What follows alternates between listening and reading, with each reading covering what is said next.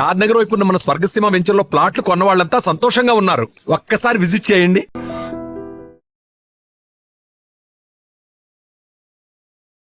Welcome to I dream. నేను ఉదయశ్రీ.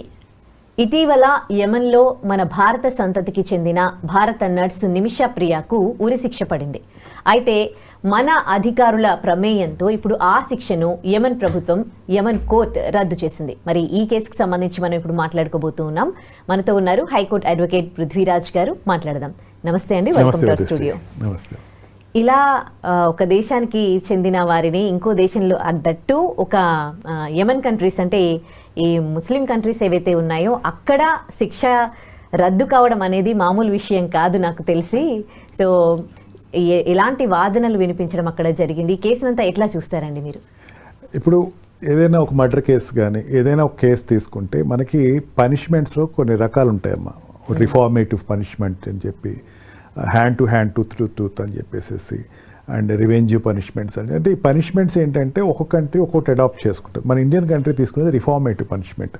అంటే మనిషిలో పరివర్తన తీసుకురావాలా, అంతేగాని అదేదో hand to hand, tooth to tooth కాదు, వాడు కొట్టాడు కాబట్టి నువ్వు కొట్టాలి, ఇట్లా కాదు అని చెప్పి మనం మన లీగల్ సిస్టంలో మనం అడాప్ట్ చేసుకునేది ఏంటంటే రిఫార్మేటివ్ పనిష్మెంట్స్ తీసుకున్నాం. దీనికి క్వైట్ ఆపోజిట్గా ఈ అరబ్ కంట్రీస్ ఉంటాయమ్మా. దాంట్లో అక్కడ hand to hand, tooth to tooth. వాడు చంపాడు కాబట్టి వీడు కూడా అదే శిక్ష వేయాలి. వాడు చేయి నరికాడంటే వీడు కూడా అదే చేయి నరకాలి. వాడు ఎక్కువ దోషం చేశాడు, మత దోషం చేశాడంటే నేలకు కత్తిరించాలి. వాడు కొన్ని ప్రచారాలు చేశాడు అనేసరికి వాడి చేతులు నరకాలి. ఇవి చాలా కఠినమైనవి. దొంగతనంలో నిరూపించబడితే కనుక చేతులు నరికేయటం, వేళ్ళు నరకటం వాళ్ళకి సర్వసాధారణమైనటువంటి పనిష్మెంట్. మనకి డెమోక్రటికల్ గవర్నమెంట్కి అక్కడ కూడా డెమోక్రటికల్ గవర్నమెంట్ ఉంది, కానీ వ్యత్యాసం ఏంటంటే పనిష్మెంట్ వచ్చేసరికి చాలా క్రూషియల్గా తీసుకుంటారు. ఇప్పుడు ఆ అమ్మాయికి ఏమైందంటే నిమిషప్రియకి పనిష్మెంట్ ఖరారు అయిపోయింది. పనిష్మెంట్ తప్పించలేని పరిస్థితికి వచ్చేసేస్తుంది ఆ అమ్మాయి. అంటే దాని ముందు జరిగేటువంటి వాదనలు, ప్రతివాదనలు అన్నీ అయిపోయినాయి. అమ్మాయి తప్పు చేసిందా, ఒప్పు చేసిందా, ఎట్లా హత్య చేసింది, ఎందుకు చేసింది, ఈ పరిస్థితిలో చేసింది, ఇంకా ఈ టాపిక్ ఫుల్ స్టాప్ అన్నట్టే. ఎందుకంటే మన కంట్రీ కాదు, దాని ఏదో అపీల్ ఇండియాకి వచ్చి, ఇండియన్ సుప్రీంకోర్టుకు, హైకోర్టుకు వచ్చి ఇక్కడ ఏదో వెరిఫై చేసుకుంటాకి. ఆ కంట్రీలో అక్కడ ఉండేటువంటి సుప్రీం కోర్టు, అక్కడ ఉండేటువంటి highest court of the land ఆ అమ్మాయికి పనిష్మెంట్ డిక్లేర్ చేసింది. ఇంకా ఎటువంటి పరిస్థితి అంటే అమ్మాయి ఇంకా ఉరిశిక్ష చేయటం అన్నది ఇంకా ఫైనల్ అన్నట్టు. ఈ సిచ్యుయేషన్లో ఒక్కసారిగా government of Indian government placement ఒక్కసారి దిగి ప్రయత్నాలు చేయటం మొదలుపెట్టింది. మనకి ఇటువంటి కేసెస్లో ఏం చేస్తారంటే అమ్మ 2 విధానాలు ఫాలో అవుతారు. ఇంటర్నేషనల్ కోర్ట్ ఆఫ్ జస్టిస్ హేగ్కి వెళ్తారు. మన అంతకుముందు పాకిస్తాన్లో కూడా ఒక అతనికి ఇట్లాగే క్యాపిటల్ పనిష్మెంట్ ఇచ్చేటప్పుడు ఇంటర్నేషనల్ కోర్ట్ ఆఫ్ జస్టిస్లో మన హరీష్ రావెల్ అక్కడికి వెళ్ళి వాదించటం, ఏదో రూపాయి ఫీజు తీసుకుని చేశాడన్న కేసు మనందరికీ తెలిసిందే.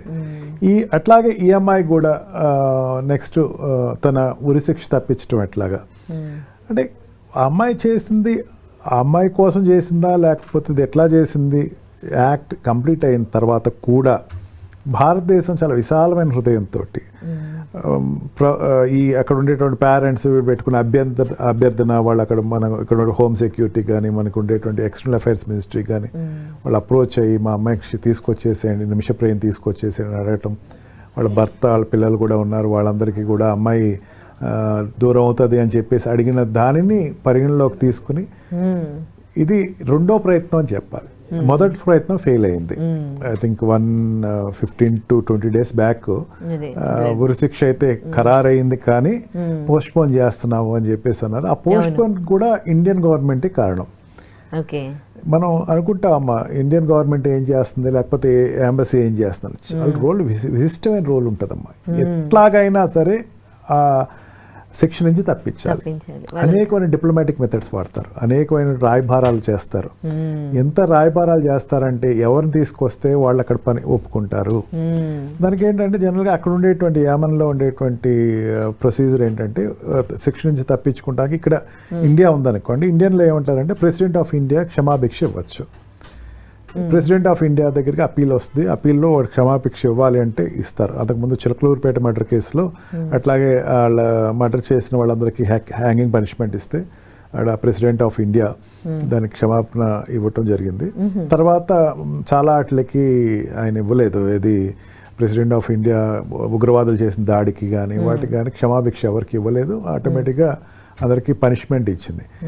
నిర్భయ కేసులో మనకి వాళ్ళకి క్యాపిటల్ పనిష్మెంట్, ఇట్లా అనేక ఇన్సిడెంట్స్ ఉన్నాయి. అక్కడికి వచ్చేసరికి అక్కడ ఉండే కింగ్ తోటి చెప్పటం లేకపోతే సుప్రీం చెప్పటం అన్నది కాదు. అక్కడ బ్లడ్ మనీ అంటే అది నిజంగా కొంచెం వాడుకలో కొంచెం మనకి తప్పుగా అనిపించినా సరే, చనిపోయిన వ్యక్తి తాలూకా primary persons mother, wife and father, ఈ ముగ్గురు గనక కలిసి కట్టుగా కూర్చుని మేము క్షమిస్తాము, ఆ దానికి ఇంత అమౌంట్ మేము తీసుకుంటాము అని చెప్తే కనుక దానిని తీసుకుంటా ముందు వాళ్ళు ఒప్పుకోవాలి. అలా చెప్పేస్తే అయిపోతుంది. అదేమి వెసులుబాటు కాదు, ఒక నిర్బంధన. అంటే వాళ్ళు తీసుకుంటేనే ఒప్పుకుంటేనే క్షమాభిక్ష, లేకపోతే లేదు. ఒప్పుకుంటాం కోసం అని చెప్పి ఎవ్వరూ ఒత్తిడి చేయడానికి లేదు. ఎంతవరకు ఉంటుందంటే నిమిషప్రియ వాళ్ళ పేరెంట్స్ వెళ్ళి మాట్లాడారు వాళ్ళతోటి. తర్వాత గవర్నమెంట్ సంబంధించిన కేరళ గవర్నమెంట్ నుంచి ప్రతినిధులు వెళ్ళి మాట్లాడారు. వాళ్ళు ఎవరి మాట వాళ్ళు వెళ్ళా. లేదు నా భర్త పోవటం మాకు చాలా నష్టంగా ఉంది, మేము ఒప్పుకోవట్లేదని భార్య ఖరాఖండిగా చెప్పారు. ఆమె ఇంకో మాట కూడా చెప్పింది, చనిపోయిన వాళ్ళ భార్య, మీరు ఎవరు మా ఇంటికి రాకండి అని చెప్పారు. ఎప్పుడైతే ఆ మాట అన్నారో ఇంకా ఫైనల్ అన్నట్టు ఉంటుంది. కానీ ఆ టైంలో గవర్నమెంట్ ఆఫ్ ఇండియా దిగి మన జయశంకర్ గారు చాలా నిజంగా ఎంత కీన్ ఇంట్రెస్ట్ తీసుకున్నారంటే external affairs minister. It is possible only because he is an IFS officer and Indian foreign సర్వీస్లో అంబాసిడర్ కింద పనిచేశాడు కాబట్టి ఆయనకి మెలకువలు తెలుసు. లేదు ఇంకొక ప్రయత్నం చేస్తాను, ఇంకొక వాయిదా వేయండి అని చెప్పి వాయిదా అడిగి, తర్వాత ఇప్పుడు అక్కడ ఉండేటువంటి మత పద్ధతుల చేతిలో వాళ్ళు అందరూ ఉంటారు. ముస్లిం కంట్రీస్ మత పెద్దలు చెప్తే కాదనరు. జనరల్గా ఏమవుతుందంటే ఈ కాజీ కానీ ఈ మత పెద్దలు ఏంటంటే ఎవరైనా తప్పు చేస్తే క్షమించేయటానికి వాళ్ళు ఒక ప్రార్థనలు చేస్తారు. క్షమించడానికి ఒక రకమైనటువంటి విధానం ఏదో ఉంది, దానిని ఇన్వోక్ చేయాలి అని చెప్పి మనకు ఉండేటువంటి మన దేశంలో ఉండే మత పెద్ద అబూబకర్ని తీసుకుని వెళ్ళి అక్కడ ఉండేటువంటి మత పెద్దలతో కూర్చుని సమావేశం వేసి మొత్తానికి ఒక ఎండ్ శుభ్రం కార్డు అయితే పడింది. As of now she is saved from the hanging punishment. Complete credit goes to central government and Jayashankar garu role. Yeah. So చాలా శుభ పరిణామం ఇది. ఎందుకంటే ఒక దేశం అభ్యర్థనను అది కూడా ముస్లిం కంట్రీస్ యాక్సెప్ట్ చేయడం అనేది it's really not a small thing. ఇంతకుముందు గతంలో ఎప్పుడు కానీ ఇలా ఉరిశిక్ష వరకు వెళ్ళి రద్దయింది లేదు. ఇన్సిడెంట్స్ ఇవ్వనే చెప్పచ్చు. ఏదైనా ఉంటే కనుక ఒకటి రెండు మిగతా కంట్రీస్ ఇన్వాల్వ్ అయ్యి చేసింది, కానీ డైరెక్ట్గా ఇండియన్ గవర్నమెంట్ వెళ్ళి ఇంటర్ఫియర్ అయ్యి అక్కడ ఉండే మత పెద్దలతో మాట్లాడి ఒప్పించడం ఇదే ఫస్ట్ టైం. బ్లడ్ మనీని కాదనిపించుకుంటే ఇదే ఫస్ట్ టైం. చాలా మంది దుబాయ్లో ఇట్లా వర్క్ చేయడానికి అని వెళ్తూ ఉంటారు, వాళ్ళకు కూడా పనిష్మెంట్లు పడుతూ ఉంటాయి. ఆ తర్వాత మన గవర్నమెంట్ కూడా ఇన్వాల్వ్ అయ్యి ఆ శిక్షలు రద్దు చేయడానికి కూడా చాలా ప్రయత్నాలు చేస్తూ ఉంటుంది కదా. మరి అక్కడ ఎప్పుడైనా జరిగిందా ఇక్కడ పనిష్మెంట్స్ రద్దు అవ్వడం అనేది? ఎస్ ఈ మధ్యకాలంలో అంటే ఒక 10 years నుంచి అని చెప్పచ్చు, ఈ హోల్ 10 to 20 years నుంచి ఎక్స్టర్నల్ అఫైర్స్ మినిస్ట్రీ చాలా సీరియస్గా తీసుకుంటుంది అని చెప్పచ్చు వ్యవహారాలు ఏదైనా సరే. ఎందుకంటే నేను స్వయంగా ఎక్స్టర్నల్ అఫైర్స్ మినిస్ట్రీలో నేను ఐ హ్యావ్ వెరిఫైడ్ దట్ ఎట్లా జరుగుతుంది అని చెప్పి నేను దగ్గరుండి చూడటం జరిగింది. అందుకే ఐఎమ్ టెల్లింగ్ అథెంటికేటివ్లీ ఎట్లా జరుగుతుంది అని. వాజ్పేయి గారు గవర్నమెంట్లో ఉన్నప్పుడు అప్పుడు ఉండేటువంటి ఎక్స్టర్నల్ మినిస్ట్రీ మన హైదరాబాద్ చెందినటువంటి కృష్ణరాజు గారు మినిస్ట్రీ చేసినప్పుడు ఐ హ్యావ్ అబ్జర్వ్ దట్ శవాలు తీసుకురావటానికి ప్రయత్నాలు జరిగినాయి ఫస్ట్ టైం. అంటే మన భారతీయులు శవాలు అక్కడ కొన్ని సంవత్సరాల తరపున అక్కడ ఉండిపోయినాయి. వాటి ఇండియా తీసుకొని రావడానికి ఒక ఛానల్ లేదు. అటువంటి పరిస్థితి నుంచి ఈ రోజున ఈ ఒక పనిష్మెంట్స్ విషయాన్ని కూడా ఇంటర్ఫియర్ అవుతుందంటే చాలా రిమార్కబుల్ చేంజెస్ అమ్మా. అది ఎంత ఈజీగా చెప్పేది కాదు. అంటే భారతదేశం దగ్గర ఈ రోజున 186 కంట్రీస్ తోటి ఎటువంటి ఇట్లాంటి చిన్న చిన్న పొరపాట్లు జరిగినా భారతదేశానికి తీసుకురాగలిగేటువంటిది ఒప్పించగలిగేటువంటి స్థాయిలో మనం ఉన్నాం. కొన్ని మరి చైనా వరకు కూడా ఓకే, మరి పాకిస్తాన్ తోటి మనం చేయలేము, బంగ్లాదేశ్ తోటి ఇప్పుడు పోయినాయి, మిగతా అన్ని కంట్రీస్ తోటి మనకి సత్సంబంధాలు ఉన్నాయి and they can bring back. మీరు అడిగారు ఇటువంటి వాళ్ళు అందరికీ చేయగలరా అని చెప్పి.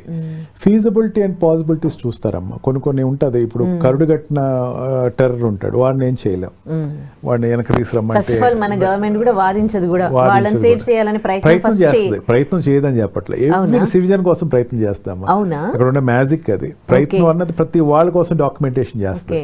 అయిపోయింది క్షమించేసేయండి అంటారు. బట్ వాళ్ళు చెప్తారు, వాళ్ళు చెప్పినప్పుడు సెకండ్ థాట్ తీసుకోదు.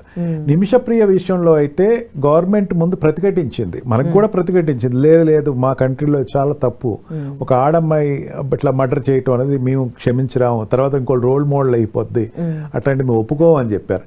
కానీ కేరళలో ఆ అమ్మాయికి నిజంగా ఒక రకమైనటువంటి నిరసనలు బాగా ఎక్కువ అక్కడ జరగటం మొదలుపెట్టింది. ఏదో రకంగా నిమిషప్రియని తీసుకురండి అని విపరీతమైనటువంటి వాళ్ళకి మెయిల్స్ కానీ పోస్ట్ కార్డ్స్ కానీ, what I heard is that కొన్ని వేల పోస్ట్ కార్డ్స్, కొన్ని వేల మెయిల్స్ ఎక్స్టర్నల్ అఫైర్స్ మినిస్ట్రీకి వచ్చినాయట. దానికి స్పందించి ఇది ఒక టార్గెట్, ఒక ఆపరేషన్ తీసుకుందాం, ఆపరేషన్ నిమిషప్రియ అమ్మాయిని వెనక్కి తీసుకొద్దాం ఒక చేసుకున్నట్టు చర్య. అండ్ సుష్మా స్వరాజ్ టైంలో కూడా ఇదంతటికి ఇప్పుడు ఈ జరుగుతున్న అన్నిటికీ కారణం ఎవరంటే సుష్మా స్వరాజ్ అని చెప్పచ్చు. Sushma Swaraj as a mother, ఆవిడ చనిపోయి ఏ లోకంలో ఉంది కానీ మహాతల్లి, ఈ direct contact from the public. అంతకుముందు ఒక సెల్ ఉండేది కాదమ్మా మనకి, ఎక్స్టర్నల్ అఫైర్స్ మినిస్ట్రీలో ఏదైనా చెప్పాలంటే ఎవరికి ఆపర్చునిటీ ఉండేది కాదు. కానీ ఆవిడ ఒక సెల్ రైజ్ చేసింది, మీరు ఎవరైనా పబ్లిక్ నా దగ్గరకు వచ్చి చెప్పుకుంటే ఐ విల్ హెల్ప్ యూ అని చెప్పే సెల్ ఓపెన్ చేసిన తర్వాత ఈ రోజుకి అది కంటిన్యూ అవుతుంది. అండ్ ఏదైనా అభ్యర్థనలు ఏదైనా వస్తే డైరెక్ట్గా మినిస్ట్రీకి వెళ్ళిపోతాయి, వాళ్ళు వెరిఫై చేస్తారు, వెరిఫై చేసేసి చాలా మంది ఉంటాయి అమ్మా, చనిపోయినాడు మా వాడు, అక్కడ చనిపోయాడు, శవం కావాలి ఇమీడియట్గా, మా వాడు యాక్సిడెంట్ అయ్యింది, అక్కడ జైల్లో ఉన్నాడు, ప్లీజ్ దగ్గర వెళ్ళి రిప్రజెంట్ చేయండి, మాకు లీగల్ ఎయిడ్ ఇప్పించండి. చాలా మందికి లీగల్ ఎయిడ్ కూడా ఇప్పించడానికి ఉండదు. ఇప్పుడు అక్కడ ఉండేటువంటి డబ్బు సంపాదిస్తున్నాడు జైల్లోకి వెళ్ళిపోయాడు అనుకోండి, మరి ఇక్కడ ఉన్న వాళ్ళు ఎట్లా హెల్ప్ చేయాలో తెలియదు, అందుకే లీగల్ ఎయిడ్ అడుగుతారు, లీగల్ ఎయిడ్ ఇప్పించండి. ఇట్లాగా అనేకమైనటువంటి చేంజెస్ అయితే as of now, as India is a developed country as of now ప్రౌడ్గా చెప్పచ్చు. ఎటువంటి వాళ్ళనైనా భారతదేశానికి తెప్పించుకునేటువంటి ధైర్యమైన పొజిషన్లో భారతదేశం ఈరోజు ఉందమ్మా. హోప్ ఇప్పుడున్న పరిస్థితుల కన్నా ఇంకా బెటర్ పరిస్థితులు రావాలని కోరుకుందాం. Thank you so much. Thank you.